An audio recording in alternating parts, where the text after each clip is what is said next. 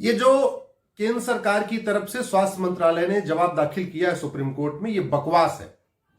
और जिसने भी ये जवाब दाखिल किया है या तो वो झूठ बोल रहा है या उसने संविधान को पढ़ा ही नहीं। पहली बात तो ये कि हमारे जो हमने याचिका दाखिल किया उसमें स्वास्थ्य मंत्रालय पार्टी नहीं है, उसमें पार्टी है गृह मंत्रालय और कानून मंत्रालय। 17 जुलाई को गृह मंत्रालय और कानून मंत्रालय ने 4 हफ्ते का टाइम मांगा था सुप्रीम कोर्ट से, हमको 4 हफ्ते का टाइम दीजिए, जवाब दाखिल करेंगे। और जवाब दाखिल करने अब हेल्थ मिनिस्ट्री आ रहा है जिसका इस केस में कोई लेना देना नहीं। और जवाब दाखिल क्या कर रहे हैं कि केंद्र इसमें कानून नहीं बना सकता, जबकि कंकरेंट लिस्ट शेड्यूल 7 के लिस्ट 3 में कंकरेंट लिस्ट है, उसमें एंट्री नंबर 20 साफ साफ लिखा हुआ है population control and family planning, यानी केंद्र भी कानून बना सकता है, राज्य भी कानून बना सकता है। तो ये एफिडेविट अपने आप में गलत है, ये बकवास है। और वैसे भी हेल्थ मिनिस्ट्री का हमारे इस केस से कोई लेना देना नहीं है। जवाब तो कानून मंत्रालय और गृह मंत्रालय को इसमें दाखिल करना चाहिए। जो हमारी मौजूदा जनसंख्या वृद्धि की दर है, क्या भारत चीन से आगे निकल जाएगा? वास्तव में तो भारत चीन से आगे निकल चुका है। पिछले साल दिसंबर में प्रेस कॉन्फ्रेंस करके सरकार ने कहा था 125 करोड़ लोगों का आधार बन चुका है। और आप पूरे भारत में एक भी मोहल्ला आपको ऐसा नहीं मिलेगा जहां 100% आधार बना हुआ है। आपको एक भी गांव ऐसा नहीं मिलेगा जहां 100% आधार है। बहुत कम परिवार हैं जहां 100% आधार है। बच्चों का आधार तब बनवाया जाता है जब वो हाई स्कूल में आ जाते हैं। जब तक कोई काम नहीं रुकता तब तक आधार बनवाया ही नहीं जाता। तो 20% लोगों के पास आधार आज भी नहीं है। 125 करोड़ आधार वाले और 20% बिना आधार वाले, तो जनसंख्या तो हमारी 150 करोड़ हो गई। चीन की जनसंख्या 143 करोड़ है, तो यानी हम चीन से आगे निकल चुके हैं। ये जो 125 करोड़ की जनसंख्या की बात की जाती है, भारत की जनसंख्या 125 करोड़ नहीं, भारत की जनसंख्या 150 करोड़ है और हम चीन से आगे निकल चुके हैं।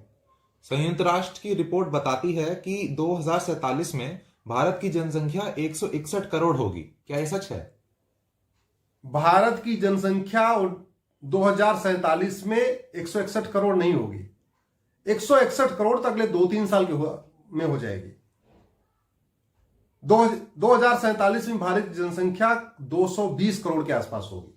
और वो मैं क्यों बता रहा हूं, 150 करोड़ जनसंख्या हो चुकी है। पर मिनट 50 बच्चे पैदा हो रहे हैं, पर मिनट 50, यानी 1 घंटे में 3000 बच्चे पैदा हो रहे हैं, यानी एक दिन में 72,000 बच्चे पैदा हो रहे हैं, यानी एक साल में लगभग 262 करोड़ 2 करोड़ 62 लाख बच्चे पैदा होंगे।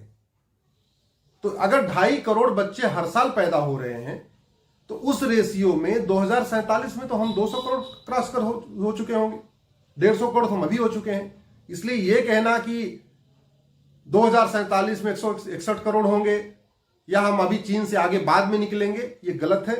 हम चीन से आगे निकल चुके हैं, 150 करोड़ क्रॉस कर चुके हैं और 2047 में तो 200 करोड़ क्रॉस कर जाएंगे। क्या हमारी मौजूदा प्रजनन दर ठीक है? भारत में जनसंख्या वृद्धि की दर बिल्कुल ठीक नहीं है। बहुत तेजी के साथ जनसंख्या वृद्धि हो रही है और मैं तो कहता हूं जनसंख्या वृद्धि नहीं बल्कि जनसंख्या विस्फोट हो रहा है। और भारत की 50% से ज्यादा समस्याओं का मूल कारण भी यही है। जल जंगल जमीन की समस्या, रोटी कपड़ा मकान की समस्या, गरीबी, बेरोजगारी, कुपोषण की समस्या, सभी समस्याओं का मूल कारण जनसंख्या विस्फोट है। भारत की 50% से ज्यादा समस्याओं का मूल कारण जनसंख्या विस्फोट है।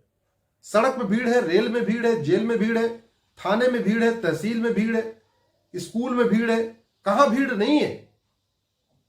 पुलिस कम पड़ती जा रही है, हॉस्पिटल कम पड़ते जा रहे हैं, गाड़ियां कम पड़ती जा रही हैं, सड़क चौड़ी हो रही है, फिर भी वहां पे भीड़ बनी हुई है। तो कहने का मतलब कि हम दुनिया भर के इंफ्रास्ट्रक्चर क्रिएट कर रहे हैं लेकिन समस्याओं के मूल कारण पे नहीं जा रहे, जो जनसंख्या विस्फोट है। जैसा भी आपने बताया कि जनसंख्या इतनी बढ़ रही है, तो इसका मूल कारण क्या है? जनसंख्या वृद्धि का मूल कारण एक नहीं बल्कि कई है। पहली बात तो सरकार की योजनाएं ऐसी हैं, परिवार नियोजन कराने पे 2000 रुपए मिलता है और बच्चा पैदा करने पे 6000 रुपए मिलता है। दूसरा, जनसंख्या विस्फोट सबसे बड़ी समस्या है, इसके बावजूद इसको प्राइमरी के सिलेबस में नहीं डाला गया जनसंख्या विस्फोट के क्या क्या दुष्परिणाम है। कभी जनसंख्या विस्फोट पे निबंध लेखन प्रतियोगिता नहीं होती, वाद विवाद प्रतियोगिता नहीं होती, पूरी खुली चर्चा नहीं होती। पोलियो डे मनाया जा रहा है जबकि पोलियो खत्म हो गया। मैं कह रहा हूं हर महीने के पहले संडे को कम से कम जनसंख्या नियंत्रण कार्यक्रम शुरू करिए, पोलियो भी पिलाया जाए, साथ में उनको और भी जितने उनको काउंसलिंग भी की जाए। तो सरकार की योजना ही नहीं है।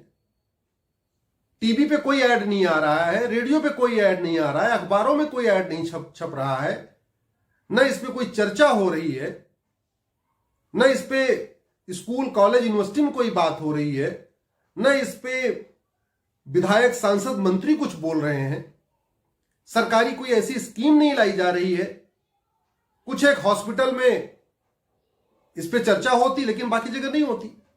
कुछ राज्यों में नियम बनाया कि भाई जिसके 2 से ज्यादा बच्चे हैं प्रधान पार्षद नहीं बन सकते, लेकिन वही व्यक्ति विधायक सांसद बन सकता है। तो सरकार की यह नाकामी है जिसकी वजह से जनसंख्या लगातार बढ़ रही है। तो बेटे की चाहत, क्या यह भी जनसंख्या विस्फोट का एक कारण है?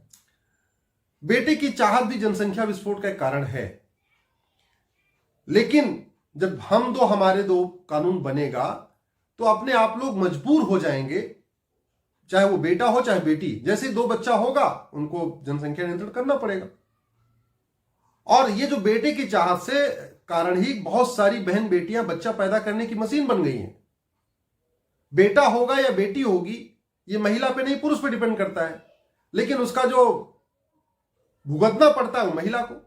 6 बेटियां 7 बेटियां बेटे की चाहत में बच्चा पैदा करते जा रहे हैं, और बाद में क्या हो रहा है, उनकी ठीक से एजुकेशन नहीं हो पा रही, सारे बच्चे कुपोषित पैदा हो रहे, वो पूरी जिंदगी इलाज ही करा रहे। किसी के घर में एक बच्चे का हाथ खराब, एक बच्चे की आंख खराब, एक बच्चे का दिमाग खराब। और वैसे भी 10 बाई 10 के एक मकान में 10 लोग रहेंगे तो कहां से अच्छा माहौल बनेगा। जब तक सरकार 2 करोड़ घर बनाएगी तब तक 10 करोड़ बेघर और पैदा हो जाएंगे।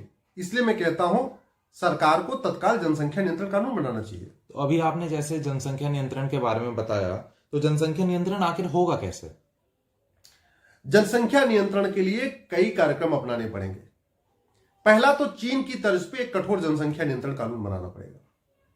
दुनिया में कई देशों ने बनाया है, हमें उनकी भी बेस्ट प्रैक्टिस अडॉप्ट करना पड़ेगा।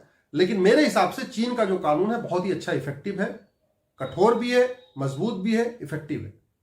दूसरा, सारे मंत्रालयों को इस पे फोकस करना पड़ेगा। उदाहरण के लिए education ministry, primary school, junior school, secondary school, university, हर जगह इस पे इफेक्ट ऑफ पॉपुलेशन एक्सप्लोजन, जनसंख्या विस्फोट के दुष्परिणाम के बारे में इस पे कार्यक्रम किए जाए, डिबेट हो, निबंध लिखे जाए, इसको सिलेबस में डाला जाए, लगातार इस पे चर्चा होती रहे। इसी तरीके से मिनिस्ट्री ऑफ हेल्थ जो पोलियो डे मनाता है, उसको पोलियो डे की बजाय हर महीने के पहले संडे को जनसंख्या नियंत्रण दिवस शुरू करना चाहिए। पोलियो भी पिलाइए, मैं पोलियो को मना नहीं कर रहा हूं, पोलियो मत पिलाइए, लेकिन पोलियो के साथ जितनी जनसंख्या नियंत्रण की चीजें उसको भी साधन आप दीजिए, मुफ्त में दीजिए। इसी तरीके से आपका मिनिस्ट्री ऑफ जो विमेन है, इनके पास आशा बहनें होती हैं, आशा बहनों को भी पूरे देश में इस काम के लिए लगा देना चाहिए। जिसके 2 से ज्यादा बच्चे हों उसके सरकारी नौकरी पे कंप्लीट बैन लगाइए। जिसके 2 से ज्यादा बच्चे हों उनके चुनाव लड़ने पे, सांसद, विधायक, पार्षद, प्रधान बनने पे कंप्लीट बैन लगाइए। जिसके 2 से ज्यादा बच्चे हों उनको सरकारी स्कीम से अलग करिए। जिसके 2 से ज्यादा बच्चे हों ना उसको मुफ्त का मकान दीजिए, ना मुफ्त का राशन दीजिए, कोई भी चीज, ना मुफ्त की बिजली दीजिए, ना मुफ्त का पानी दीजिए। जिसके 2 से ज्यादा बच्चे हों उनका आप राशन कार्ड वापस ले लीजिए। जितनी भी गवर्नमेंट की सब्सिडीज जाती हैं वो सारा वापस ले लीजिए, तब जाके कंट्रोल होगा। अगर हम ये सोच रहे हैं कि नहीं केवल बातों बातों में भाषणबाजी से जनसंख्या नियंत्रण हो जाएगा, तो नहीं होगा। और मैं फिर से कह रहा हूं, आप जेल में सर्वे कर लीजिए, 80% से ज्यादा अपराधी वो हैं, चोर, लुटेरे, झपटमार, जिनके मां बाप ने जनसंख्या विस्फोट किया। मां बाप जनसंख्या विस्फोट कर रहे हैं, बच्चा बम विस्फोट कर रहा है। तो बढ़ते अपराध का मूल कारण भी जनसंख्या विस्फोट है। आपकी बेरोजगारी का मूल कारण जनसंख्या विस्फोट है, गरीबी का मूल कारण जनसंख्या विस्फोट है, अशिक्षा का मूल कारण जनसंख्या विस्फोट है, air pollution, water pollution, noise pollution का मूल कारण जनसंख्या विस्फोट है, कुपोषण का मूल कारण जनसंख्या विस्फोट है। अगर आप रूट कॉज एनालिसिस करिए तो भारत की 50% से ज्यादा समस्याओं का रूट कॉज जनसंख्या विस्फोट ही है। इसलिए मैं कह रहा हूं एक कठोर कानून बने, जो हम दो हमारे दो फॉलो करे, उसको इंसेंटिव दिया जाए। अगर वो सरकारी नौकरी में है तो उसको एक इंक्रीमेंट दिया जाए। जो हम दो हमारे दो फॉलो करे उसके बच्चों की फीस में कुछ डिस्काउंट किया जाए, उनको हॉस्पिटल के खर्चे में कुछ डिस्काउंट किया जाए, उनके बिजली के बिल पे कुछ उनको डिस्काउंट दिया जाए। बिजली का बिल, पानी का बिल, जो भी है, मैं तो कह रहा हूं जो सब्सिडी देना है वो हम दो हमारे दो को दीजिए, और जो हम दो हमारे दो ना माने उससे सारी सब्सिडी वापस ले लीजिए। यही एक तरीका है।